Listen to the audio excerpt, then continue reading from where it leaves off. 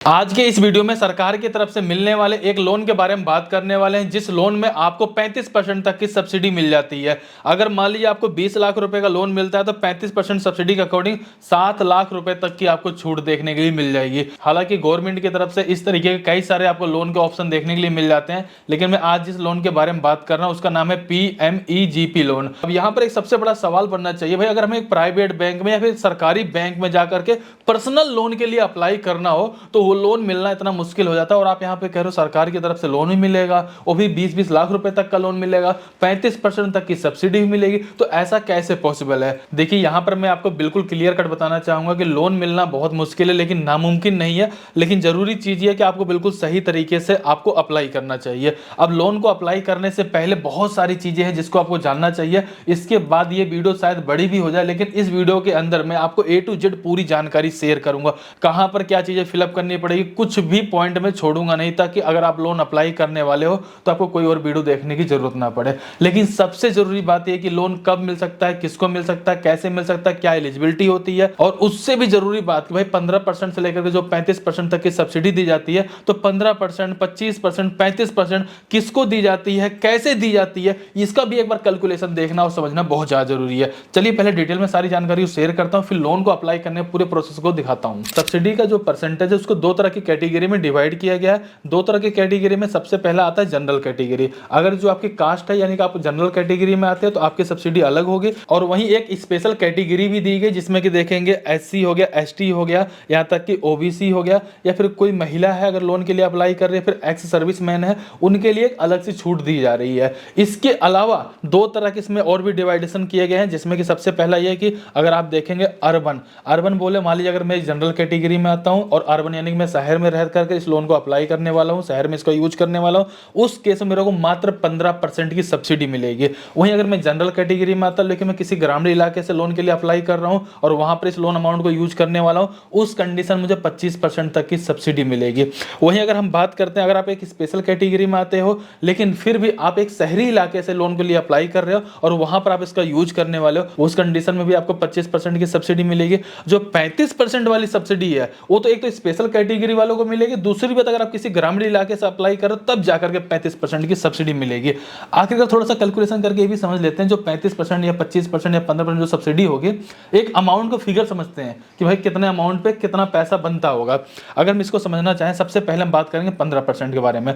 मान लीजिए हम लोन अमाउंट जो अप्लाई कर रहे हो 20 लाख का कर रहे हैं, 15% सब्सिडी के अकॉर्डिंग देखेंगे, अगर हमारा जो 20 लाख का लोन रहेगा तो हमें यहाँ पे 3 लाख रुपए की छूट मिल जाएगी। और वहीं अगर 25% कैटेगरी के बारे में बात करूं, मान लीजिए अगर हमारा जो लोन अमाउंट है 20 लाख रुपए का और 25% की सब्सिडी मिलती है तो 20 लाख में हमें 5 लाख रुपए तक की छूट मिल जाएगी। और वहीं अगर मैं 35% कैटेगरी के बारे में बात करूं, अगर हमारा लोन अमाउंट 20 लाख का होता है, 35% अगर सब्सिडी दी जाती है तो 7 लाख रुपए की हमें वहां पे छूट मिल जाएगी। लेकिन क्या ये इतना ही आसान है, इतनी आसानी से छूट मिल जाता है? ऐसा तो बिल्कुल नहीं होगा। लेकिन उससे भी जरूरी बात आपके मन में आता हुआ, मैं इस लोन को ले लेता हूं, कहीं जाकर गाड़ी खरीदूंगा, खेत खरीदूंगा, घर खरीदूंगा, जमीन खरीदूंगा और पर्सनल यूज कर लूंगा, तो आप दिमाग में रख के चलिएगा, ये जो लोन दिया जाता है सबसे जरूरी बात है व्यापार करने के लिए दिया जाता है। यानी कोई अगर बिजनेस करने वाले हो उसके लिए लोन दिया जाता है, पर्सनल यूज के लिए लोन आपको बिल्कुल भी नहीं दिया जाता है। अब वही सबसे बड़ा सवाल ये बनना चाहिए, अगर मैं इस लोन को अप्लाई करने वाला हूं तो मेरी क्वालिफिकेशन या फिर एलिजिबिलिटी क्या होनी चाहिए, उसके बारे में जानकारी दे दूंगा, ताकि आपका यहाँ पे टाइम ना खराब हो, ताकि आप डिसाइड कर पाए एक्चुअली मैं इसके लिए एलिजिबल हूं या नहीं हूं। अगर मैं नहीं तो मेरे फैमिली में कौन इसके लिए एलिजिबल है, फिर जाकर के आप लोन अप्लाई का प्रोसेस देख करके लोन के लिए अप्लाई करिएगा। अगर हम यहाँ पे एलिजिबिलिटी क्राइटेरिया के बारे में बात करें तो सबसे पहला पॉइंट आता है भाई आपकी एज कितनी होनी चाहिए इस लोन को अप्लाई करने के लिए। मिनिमम एज आपकी 18 साल की होनी चाहिए। अब वही बात करें हम इनकम के बारे में, भाई मतलब कितनी इनकम होती होगी जो हम उस लोन के लिए एलिजिबल हो पाते होंगे। इनकम के बारे में बात करें, आप चाहे 5 लाख कमाते हो चाहे 5 करोड़ कमाते हो, उससे लेना देना नहीं है, आप लोन के लिए एलिजिबल हो, आप लोन के लिए अप्लाई कर सकते हो। लेकिन वही सबसे जरूरी चीज ये है, अगर लोन अप्लाई कर रहे हो, जैसा मैंने आपको थोड़ी देर पहले बताया था, आपके बिजनेस के लिए लोन मिलता है। लेकिन अगर जो बिजनेस करने वाले हो, अगर आप सोचते भाई मैं 2-3-4 लोग मिल करके हम एक बिजनेस स्टार्ट कर रहे हैं उसके लिए लोन ले लेंगे, तो बिल्कुल भी लोन नहीं मिलेगा। ये सिंगल पर्सन यानी कि अगर आप प्रोप्राइटरशिप है, यानी कि आप इंडिविजुअल कोई भी बिजनेस स्टार्ट कर रहे हो, उस कंडीशन के लिए आपको यहाँ पे लोन दिया जाएगा। और चौथी सबसे जरूरी चीज, कई लोगों मन में आएगा इसके लिए बहुत ज्यादा पढ़ाई लिखाई जरूरी है, जैसे BA MBA MSc वगैरह हो ही रहेगी तभी जाके हमें लोन मिलेगा, तो ऐसा बिल्कुल नहीं है। अगर आप 8वीं क्लास तक पढ़े हो तो भी आप यहाँ पे लोन के लिए अप्लाई कर सकते हो। अब उससे भी सबसे जरूरी चीज ये, अगर हम यहाँ पे लोन अप्लाई करने जाते हैं तो सारा सारा कुछ फिलअप तो करेंगे, लेकिन हमें उसके साथ साथ में प्रोजेक्ट रिपोर्ट भी अपनी शेयर करनी पड़ती है। प्रोजेक्ट रिपोर्ट का मतलब क्या होता है पहले वो समझ लीजिए आप। जैसे कि मान लीजिए मैं कोई बिजनेस स्टार्ट करने वाला हूं, उस बिजनेस में मैं कितना पैसा लगा रहा हूं, मुझे कितने लोन की जरूरत है, कितना उसमें खर्चा आएगा, चाहे वो बिजली का बिल हुआ, रेंट का हुआ, कितना मटेरियल लाऊंगा, कितने बंदे वर्कर रखूंगा, XYZ पूरी जानकारी होती है। यहाँ तक कि प्रोजेक्ट रिपोर्ट तो कई बार 20-20 पेजों की भी बन जाती है। उस प्रोजेक्ट रिपोर्ट का होना बहुत ज़्यादा जरूरी है, जिसको आप CA से बनवा सकते हो या खुद से भी बना सकते हो। वीडियो के अंदर प्रोजेक्ट रिपोर्ट बनाने के बारे में पूरी जानकारी को मैं शेयर कर दूंगा। इसके बाद आखिरी और सबसे बड़ी जो कंडीशन है उसको भी आप ध्यान रखिएगा। और अगर आपके मन में ऐसा आता है कि भाई लोन अमाउंट भी काफी अच्छा मिल जाता है, करीब 15 सालों तक के लिए आपको लोन मिल जाता है, 35% तक की सब्सिडी मिल जाती है, तो मैं चलिए लोन के लिए अप्लाई करके लोन को ले लेता हूं, तो आप लोन तो ले पाओगे। लेकिन एक कंडीशन सबसे बड़ी है, सरकार की तरफ से बहुत सारी योजनाएं चलाई जाती हैं, जैसे विश्वकर्मा योजना हो गया, मुद्रा योजना हो गया। इस तरीके सरकार की तरफ से जो भी योजना चलाई जाती है, उनमें से अगर आपने किसी भी योजना के तहत कोई भी लोन ले रखा है, तो आप यहां पर आकर के लोन के लिए अप्लाई नहीं कर पाओगे। इस बात का पूरी तरीके से आप ध्यान रखिएगा। लगभग मैंने यहाँ पर आपको सारी जानकारी को शेयर कर दिया। अब चलिए देखते हैं कि आप लोन यहाँ पे किस तरीके से अप्लाई कर सकते हो, कहाँ पे क्या चीजें फिलअप करनी पड़ेगी। इसके अलावा बहुत सारे आपके मन में आते होंगे बात ना कि भाई मतलब किस तरह के काम के लिए हमें पैसा मिलेगा, वो सब चीजें मैं आपको वहाँ पे लाइव दिखा दूंगा, बता दूंगा, समझा दूंगा। वीडियो को पूरा ध्यान से जरूर देखिएगा। सिंपल से आपको गूगल पे चले जाना और सर्च करना है जन समर्थ। जैसे सर्च करेंगे तो सबसे पहले वाली वेबसाइट आ जाएगी, इस पर आप सिंपल सा क्लिक कर देंगे। हालांकि मैं इसका डायरेक्ट लिंक डिस्क्रिप्शन में डाल दूंगा ताकि आप उसको डायरेक्ट क्लिक करके इस पेज पे आ जाए।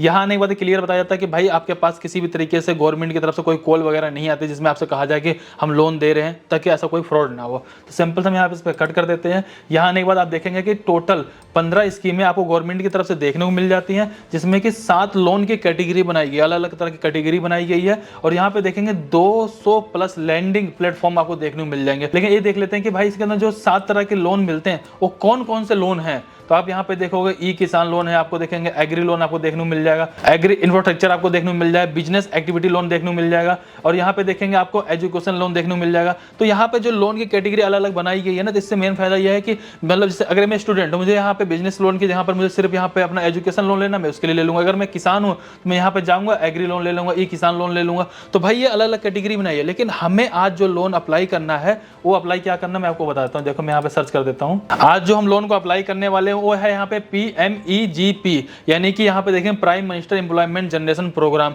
इसके तहत हम आज लोन को अप्लाई करेंगे। इस लोन को लेने के लिए आपको करना पड़ेगा यहाँ पे बिजनेस एक्टिविटी वाले लोन पे क्लिक। फिलहाल करना क्या है, आपको चेक करना है कि आप एलिजिबल हो या नहीं। सिंपल से चेक एलिजिबिलिटी पे क्लिक कर देंगे। यहाँ पर आने के बाद सबसे पहले आपसे पूछा जाता है कि भाई आप जो लोन ले रहे हो तो आप लोन किस पर्पज से ले रहे हो। तो यहाँ पर देखेंगे आपको एक नहीं बल्कि 4 तरह के ऑप्शन देखने को मिल जाएंगे। सबसे पहले आप देखेंगे हैंडलूम वर्कर, मतलब हैंडलूम का मतलब ये हो गया आप मान लो कताई बुनाई वाला कोई काम करते हो तो आप पहला वाला सेलेक्ट कर लोगे। वहीं अगर आप मैनुअल सवेंजर, यानी कि अगर आप हो सकता है कि भाई अपना मतलब जैसे गाड़ी से माल उतारते हो, इस तरीके कोई काम करते हो, तो आप यहाँ पे सेकंड वाले को चॉइस कर लोगे।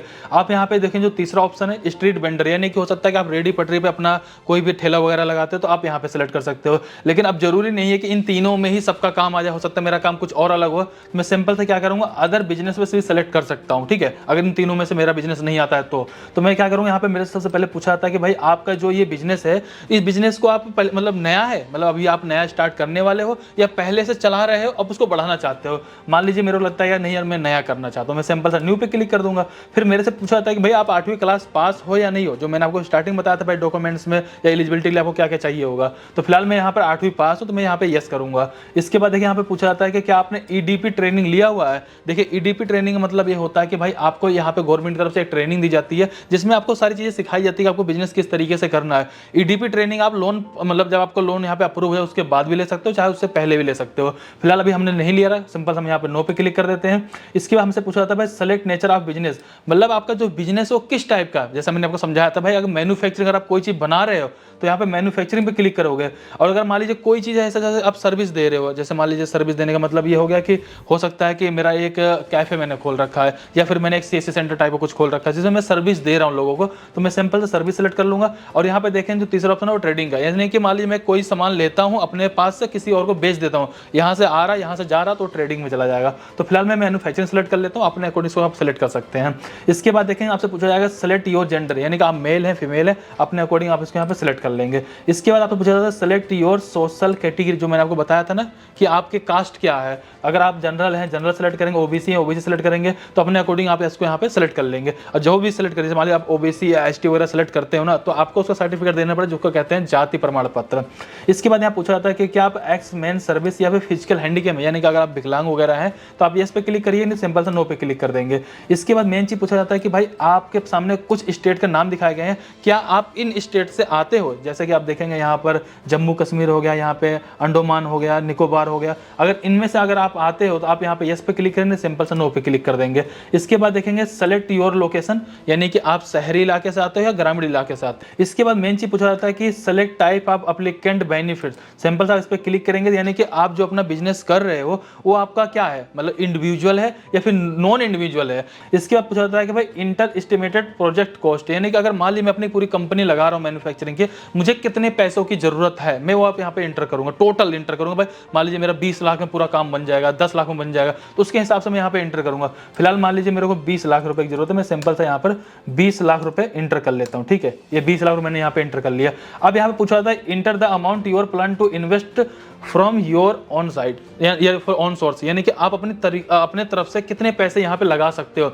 मान लीजिए टोटल अगर 20 लाख रुपए लग रहा है, तो भाई अगर मैं कोई बिजनेस स्टार्ट करने वाला हूँ तो कुछ ना कुछ पैसे मेरे जेब में, जब मैं सोच रहा हूँ चलो ठीक है मैं कुछ पैसा अपने पास से लगा दूंगा, कुछ मैं सरकार की तरफ से पैसे ले लूंगा, या फिर कहते नहीं कि कुछ पैसे मेरे पास है, कुछ मैं अपने दोस्त यार से ले लूंगा। तो मान लीजिए यहाँ पर करीब करीब मेरे पास इस समय 2 लाख रुपए हैं, मैं सिंपल से 2 लाख रुपए यहाँ पे इंटर कर लेता हूँ। ठीक है, अब क्या हुआ, अब यहाँ पे बोला जाता है भाई रिक्वायरमेंट लोन अमाउंट, भाई सीधी सी बात है 20 लाख रुपए टोटल लगे, 2 लाख रुपए मेरे पास है, 18 लाख रुपए मुझे जरूरत है। मैं यहाँ पे देखिए यहाँ पे आ चुका है रिक्वायरमेंट लोन 18 लाख रुपए। तो अब सिंपल से मैं यहाँ पे कैलकुलेट एलिजिबिलिटी पे क्लिक कर दूंगा। अभी आप देखेंगे यहाँ पे क्लियरली मेंशन कर दिया है congratulation you are eligible for one business activity loan scheme listed below, यानी कि भाई एक स्कीम मेरे लिए बनाई गई, या फिर एक स्कीम में मेरा नाम आ सकता है, या फिर एक स्कीम से मैं लोन को ले सकता हूँ। और यहाँ पे देखेंगे जो लोन का अमाउंट है वो 18 लाख रुपए है, और यहाँ पे मुझे सब्सिडी जो मिल सकती है वो 3 लाख रुपए मिलेगी। और यहाँ पे मंथली ईएमआई के बारे में अगर हम बात करें तो आप देखेंगे 18,260 रुपए। ध्यान से देखिए यहाँ पे क्या बोला गया है, अगर हम ट्यूनर टाइम के बारे में बात करें, यहाँ बताया गया MAX लिखा हुआ ना, इसका मतलब यह है कि अगर आप यहाँ पे लोन को लेते हो, चाहे आप 20 लाख का ले रहे हो, चाहे 5 लाख का ले रहे हो, चाहे 10 लाख का ले रहे हो, मैक्सिमम टाइम अपने लिए आप यहाँ पे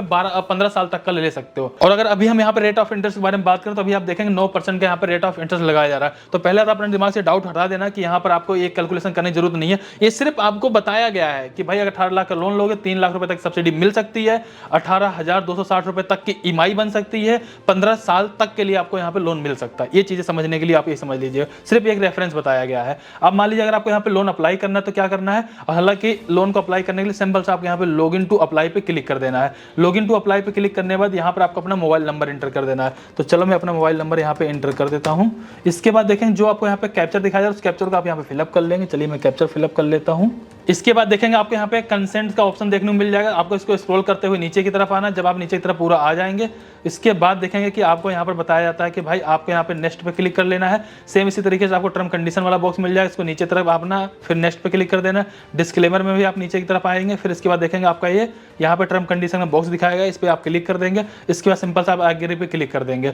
इसके बाद आपको गेट ओटीपी पे क्लिक कर देना है। इसके बाद दोस्तों आपके मोबाइल नंबर पे ओटीपी आएगा, सिंपल से आपके यहाँ पे ओटीपी डाल देना है। इसके बाद दोस्तों आपको यहाँ पे अपनी ईमेल आईडी को एंटर कर लेना है। ईमेल आईडी जब आप एंटर करेंगे वेरीफाई ईमेल पे क्लिक कर देंगे तो आपके ईमेल आईडी पे एक ओटीपी आएगा, ओटीपी आपको यहाँ पे एंटर कर देना है। तो दोस्तों इस तरीके से आपका यहाँ पे अकाउंट बन चुका। अब आपको यहाँ पे मिल जाएगा ऑप्शन प्रोसीड का, तो सिंपल से हम प्रोसीड पे क्लिक कर देंगे।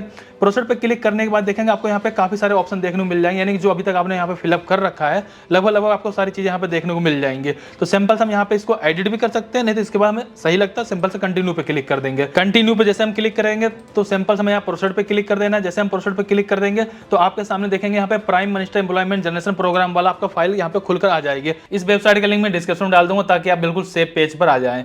यहाँ आने के बाद सबसे पहला ऑप्शन मिलता है आपको यहाँ पे applicant for new unit, simple से अप्लाई पे क्लिक कर देना है। यहाँ पर आपको सारी जानकारी सही से भरनी है और ध्यान से भरनी है, और जो भी आपका आधार कार्ड है उस आधार कार्ड के आधार पे ही आपको अपनी सारी जानकारी को शेयर करना है। तो यहाँ पे सबसे पहले वाले में आपको अपने आधार कार्ड का नंबर डाल देना है। इसके बाद दोस्तों दूसरे नंबर में देखेंगे यहाँ पे आवेदक का नाम आएगा, कहने का मतलब हो गया जिस बंदे को अप्लाई करना है उसको अपना नाम इंटर करना है। उससे पहले यहाँ पे उनको टाइटल सेलेक्ट कर लेना है, जैसे कि श्री हो गया या जो भी आएगा उसमें यहाँ पे देखेंगे जैसे हमारे में श्री आ जाएगा, यहाँ पे हम अपना नाम डाल देंगे।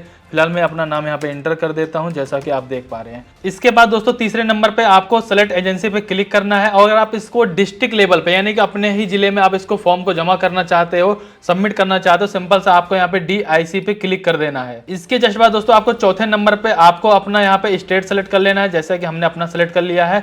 इसके जस्ट बाद देखेंगे पांचवें नंबर पे आपको यहाँ पे अपना डिस्ट्रिक्ट सेलेक्ट कर लेना है, जैसे कि हमने यहाँ पर अपना सेलेक्ट कर लिया, इस तरीके से आप सेलेक्ट कर लेंगे। जैसे दोस्तों हमने अपना स्टेट और यहाँ पर अपना डिस्ट्रिक्ट को सिलेक्ट कर लिया, तो हमें दिखाया जा रहा है कि हमारा जो यहाँ पे डिस्ट्रिक्ट इंडस्ट्री सेंटर है वो कहाँ पर है, जो कि यहाँ पे फरीदाबाद में दिखाया जा रहा है। तो हम इसको सिंपल सेलेक्ट कर लेंगे। तो इसी तरीके से आपके भी सिटी का दिखा दिया जाएगा, जिसको आप यहाँ पे सिलेक्ट कर लेंगे। इसके बाद दोस्तों सातवें नंबर पे आपका यहाँ पे इंडिविजुअल सेलेक्ट हुआ रहेगा। इसके बाद आपको यहाँ पे आठवें नंबर पे सेलेक्ट करना है अपना यहाँ पर जेंडर, जैसे कि मेल है या फीमेल है, ठीक है। इसके बाद दोस्तों आपको 9वें नंबर पे अपना डेट ऑफ बर्थ भरना है, और आप देखेंगे जो भी आपका टोटल ईयर निकलता है वो आपको यहाँ पे दिखा दिया जाएगा। इसके बाद दोस्तों आपको यहाँ पे 10वें नंबर पे अपनी सोशल कैटेगरी को सिलेक्ट कर लेना है। कहने का मतलब कि आप कौन सी कैटेगरी में आते हैं, जैसे जनरल हो गया, OBC हो गया, या फिर यहाँ पे ST हो गया, जो भी आएंगे आप उसको यहाँ पे सेलेक्ट कर लेंगे। इसके बाद दोस्तों देखेंगे यहाँ पर एक स्पेशल कैटेगरी का ऑप्शन आ रहा है, सिंपल आप इस पर क्लिक करेंगे, यानी कि पहले से आप एक्स मैन सर्विस है या हैंडीकैप ऐसा कुछ है तो आप यहाँ पे सेलेक्ट कर सकते हैं, नहीं है तो यहाँ पे नॉट एप्लीकेबल सिंपल से आप क्लिक कर देंगे। इसके जस्ट बाद आ जाता है आपके यहाँ पर क्वालिफिकेशन, जो कि 11वें नंबर पे है। यहाँ पर सिंपल से आप क्लिक करेंगे तो आप देखेंगे कि यहाँ पे जो मिनिमम है आप कम से कम आप 8वीं क्लास पास तो होने ही चाहिए। इसके ऊपर आपको जो भी आपकी क्वालिफिकेशन होगी आप उसको इजीली यहाँ पर आके सेलेक्ट कर सकते हैं। इसके जस्ट बाद दोस्तों 12वें नंबर पर देखेंगे कि आपको यहाँ पे अपना पूरा कम्युनिकेशन एड्रेस फिलअप कर देना है, और साथ ही साथ अपना यहाँ पर आप अपना पिन कोड भी इंटर कर लेंगे। इसके बाद दोस्तों आपको यहाँ पे अपना मोबाइल नंबर इंटर कर देना है। इसके जस्ट बाद देखेंगे यहाँ पर आने के बाद आपको अपनी ईमेल ID को इंटर कर लेना है। इसके बाद आपको यहाँ पे अपने पैन कार्ड का नंबर एंटर कर लेना है। इसके बाद दोस्तों 13वें नंबर पे देखेंगे इकाई का स्थान, यहाँ पे सेलेक्ट पे क्लिक करेंगे। यहाँ पे आपको दो ऑप्शन मिलता है, एक रूरल और एक अर्बन। अगर मान लीजिए अगर आप यहाँ पे ग्रामीण इलाके से आते हैं तो सिंपल सी बात है आपको यहाँ पे सेलेक्ट करना पड़ेगा रूरल, जैसा कि आप पहला वाला सेलेक्ट कर सकते हैं। अगर मान लीजिए अगर आप शहरी इलाके से आते हैं तो सिंपल से आपको यहाँ पे अर्बन पे क्लिक कर देना है। इसके जस्ट बाद दोस्तों देखेंगे 14 नंबर पे आपसे पूछा जाता है कि इकाई का पता। कहने का मतलब ये हो गया जो आप अपना एड्रेस दे रहे हो, कम्युनिकेशन एड्रेस, और जो आपकी कंपनी लगाना चाहते हो या फिर जो भी आप अपना बिजनेस स्टार्ट करना चाहते हो, दोनों का एड्रेस बिल्कुल सेम है या अलग अलग है। अगर अलग अलग है तो आप उसको यहाँ पे फिलअप कर सकते हैं, अगर सेम है तो आप उसको ऐसा छोड़ सकते हो। इसके बाद दोस्तों 15वें नंबर पे आता है टाइप ऑफ एक्टिविटी। यहाँ पर आपको बहुत ही ध्यान से इस चीज को भरना है। सिंपल से आपको सेलेक्ट पे क्लिक कर देना है। सबसे पहला आपको मिलता है मैन्युफैक्चरिंग, दूसरा होता है सर्विस। इसके बाद दोस्तों आता है तीसरा नंबर ट्रेड। इसके बाद दोस्तों यहाँ पे देखेंगे सेलेक्ट इंडस्ट्री एक्टिविटी पे सिंपल से आप क्लिक कर देंगे।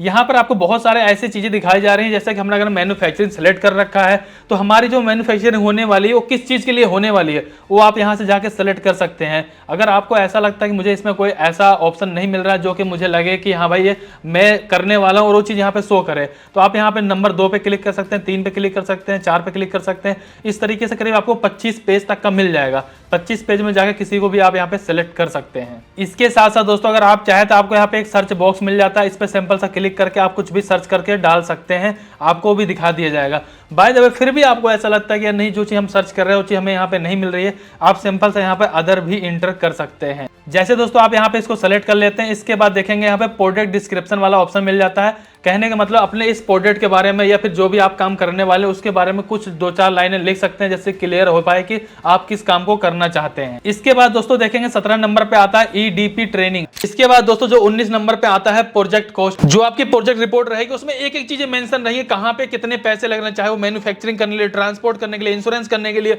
सैलरी देने के लिए या इलेक्ट्रिसिटी बिल देने, यानी जो भी खर्चे आपके पूरे काम में आएंगे वो सारी चीजें आप वहां पे क्लियरली मेंशन करेंगे। आपको इतने पैसे चाहिए, इतने पैसे आप लगा चुके हो, इतने पैसे आप लगाओगे, ये सारी जानकारी आपको वहां पे देनी पड़ेगी, जो आपको यहाँ पे सारी चीज क्लियर हो जाएगी। और कैसे बनेगा, कैसे क्या होगा, वो भी आपको मैं यहाँ पे जानकारी शेयर कर देता हूँ। मैं यहाँ पर आ चुका हूँ prime minister employment generation programme, यानी कि ये सीधा यहाँ पे PMEGP वाले ऑफिशियल वेबसाइट पे। यहाँ आने के बाद देखिए यहाँ पे प्रोजेक्ट का नाम दिया गया है, प्रोजेक्ट रिपोर्ट कॉस्ट बताई गई है।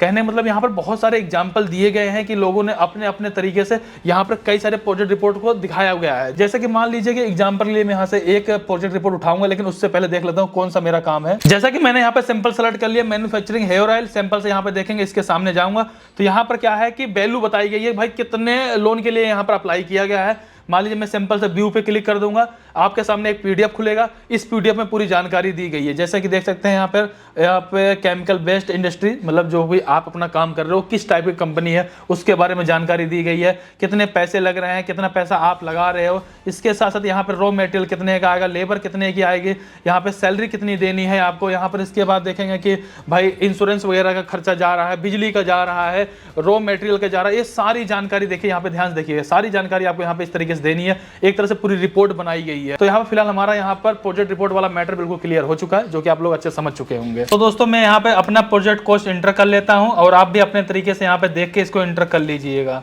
और इसके जस्ट बाद देखेंगे यहाँ पे लास्ट में आता है आपका एम्प्लॉयमेंट, यानी कि कितने लोगों को आप रोजगार देने वाले हो, तो आप उनका यहाँ पे एंटर कर लीजिएगा।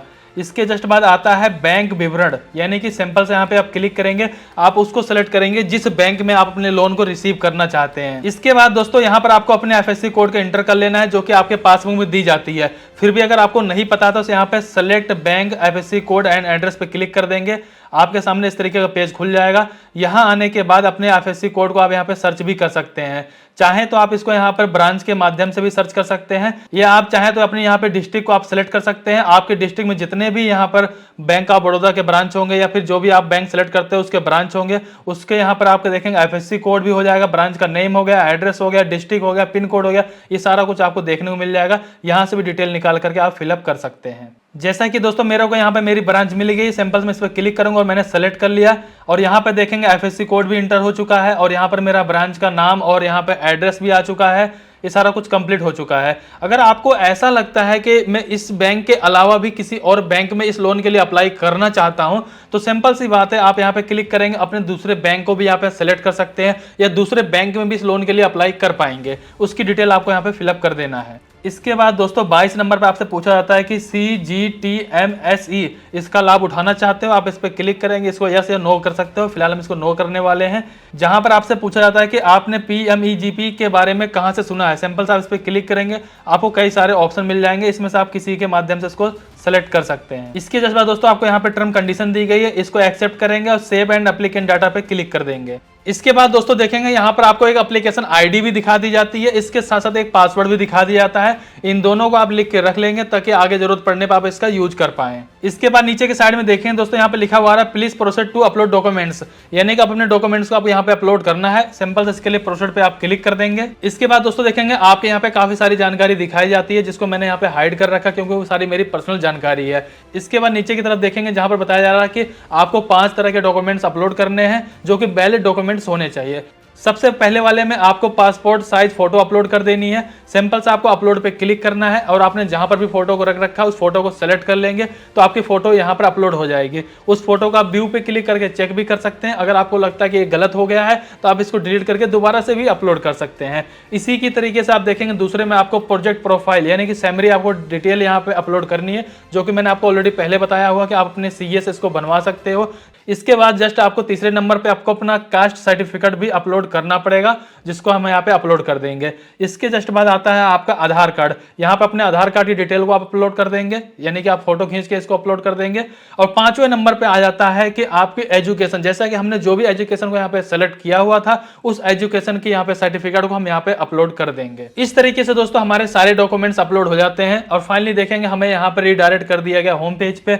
यहाँ पर आपको तीसरा ऑप्शन मिल जाता है स्कोर कार्ड। सिंपल से आप इस पे क्लिक कर देंगे। जब आप इस पे क्लिक करेंगे तो आपको देखने को मिलता है कि यहाँ पे बहुत सारी जानकारियां आपसे पूछी जाती है। उन जानकारियों के आधार पर ही आपको यहाँ पे स्कोर दिया जाता है। ये ध्यान रखिएगा, कम से कम आपका 60 स्कोर तो होना चाहिए। अगर 60 स्कोर रहता है तो आपको लोन मिलने के चांसेस होते हैं। अगर उससे कम रहा तो बहुत ही मुश्किल होता है आपको लोन दिया जाएगा, या हो सकता है आपका रिजेक्ट ही कर दिया जाए। जितना ज्यादा आपका स्कोर रहेगा उतना ही अच्छा आपको यहाँ पे लोन मिलने के चांसेस रहेंगे। इसके बाद दोस्तों देखेंगे सबसे पहले में आता है आपकी एज। आपकी एज मतलब किस कैटेगरी के बीच में, जैसे 25 से 40 में आती है, 18 से 24 में आती है, उसके आधार पर उसके सामने आपका नंबर दिखाया जा रहा है। तो आप इसको यहाँ पे देख सकते हैं कि आपको नंबर कितना दिया गया है।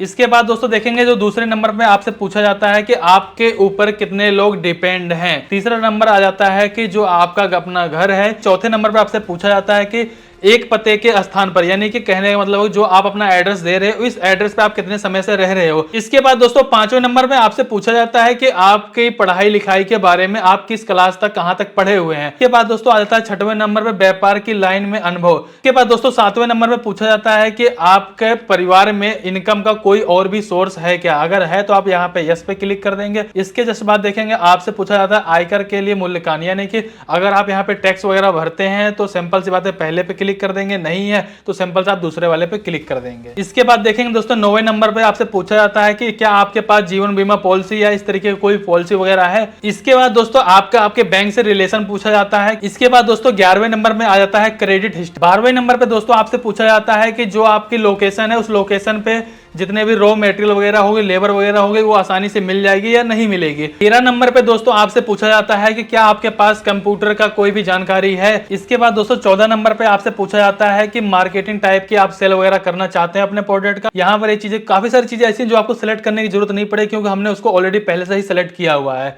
इसके बाद दोस्तों 16 नंबर पे पूछा जाता है कि आपके पास जीएसटी वगैरह रजिस्ट्रेशन आपने करवा रखा, अगर करवा रखा तो आप यस पे क्लिक करें। यहाँ पर रीपेमेंट पीरियड टाइम पूछा जाता है जो आप लोन को लेते हो। इसके बाद दोस्तों 18 नंबर पे आपको एम्प्लॉयमेंट इन्फॉर्मेशन फिलअप करना है, जैसे कितने एम्प्लॉयमेंट आपके पास काम करने वाले हैं। इसके बाद 19 नंबर पे आता है एबीजी डीसीआर, इस चीज को आप यहाँ पे चाहे तो आप सेलेक्ट कर सकते हैं। इसके बाद दोस्तों 20वें नंबर पे आता है कि आप कितनी सिक्योरिटी यहाँ पे देना चाहते हैं अपनी तरफ से। इस तरीके से दोस्तों सारी जानकारी को अपना सोच समझ के आप फिलअप कर लेंगे। जो भी आपने पीछे पहले सारा कुछ फिलअप किया है उसके आधार पर फिलअप करेंगे, ऐसा नहीं है वहां पे कुछ फिलअप कर देंगे यहाँ पे कुछ फिलअप कर देंगे, दोनों मैच होना चाहिए। ये सारा कुछ फिलअप करने के बाद यहाँ पे टर्म कंडीशन दी गई, सिंपल सा इस पे टिक करेंगे, सेव पे क्लिक कर देंगे। इसके जस्ट बाद दोस्तों देखेंगे जो भी टोटल स्कोर होगा आपका वो दिखा दिया जाएगा। जैसे हमारे केस में यहाँ पे 90 स्कोर दिखाया जा रहा है, जो कि बहुत ही अच्छा है। इसमें क्या रहेगा कि हमें लोन मिलने के 110% की संभावना बन जाती है। अगर आपको ऐसा लगता है कि आपका यहाँ पे स्कोर काफी कम है तो आप यहाँ पे स्कोर कार्ड पे क्लिक करके इसको दोबारा से आप चेक कर सकते हैं कि हमें कहीं पे कोई गलती तो नहीं हुई,